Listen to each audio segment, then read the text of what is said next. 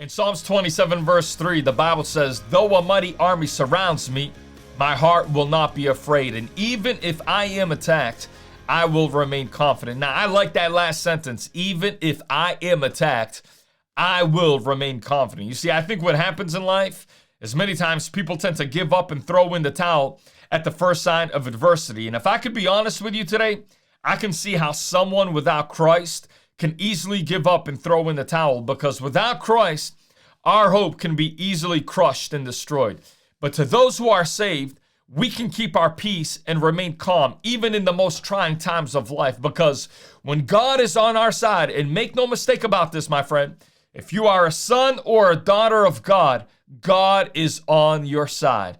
And if we understand that God is on our side, it's only a matter of moments before things get turned around in our favor. You see, as children of God, the difficulties and the trying times that we encounter in life are nothing but opportunities for us to experience the supernatural power of God working on our behalf.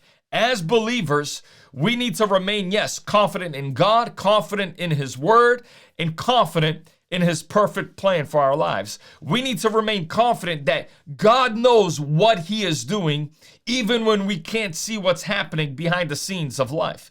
It's sad to say this, but there are many so-called believers who place a greater trust in the world system and its way of doing things. You see, the world tells us to trust the process, when in reality, the process is corrupt, and the only person that we can ultimately put our trust and confidence in is God.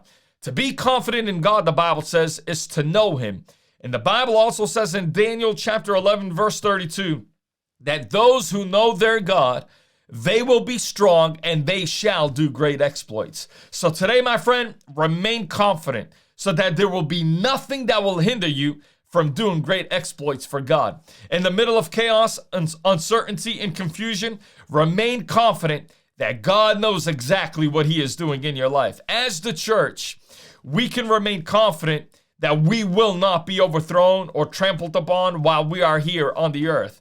If there's going to be trampling of any kind, it's going to be us as the church trampling over all the works of the enemy. For Jesus said in Luke's Gospel, chapter 10, He said, I've given you power to tread upon serpents and scorpions and over all the power of the enemy, and nothing by any means shall harm you. And just like Shadrach, Meshach, and Abednego, even if and when we are attacked, we need to be so confident in God that we will never fall, move, or budge to the dictates of this world. Listen, friend, today you can remain confident that in the midst of these chaotic current events, God has you protected today. God's hand of protection over your life is not determined by who's in the White House or what your political affiliation may be, but God's hand of protection is upon you because you have come under the authority and the lordship of Jesus Christ. Our confidence, or you can say our faith in God's protective hand, is what keeps us going and keeps us loyal and faithful to the assignment that God has set before us. When everyone decides to put their confidence in the stock market, the politicians, or whatever else this world may promise them, our confidence will be on our God, who the Bible says, who is able to do exceeding abundantly above all we could ever ask or think. Because the truth is, all those other things will disappoint you.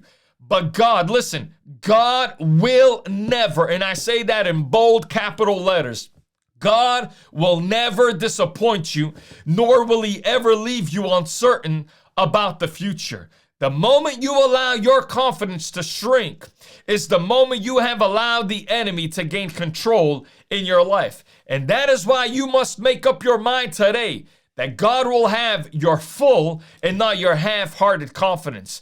The psalmist says, though a mighty army surrounds me, my heart will not be afraid. Why?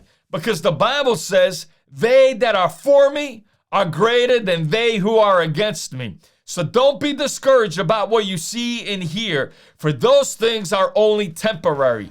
But keep your eyes focused on the unseen, for the Bible says those things are eternal and they bring with it a great reward.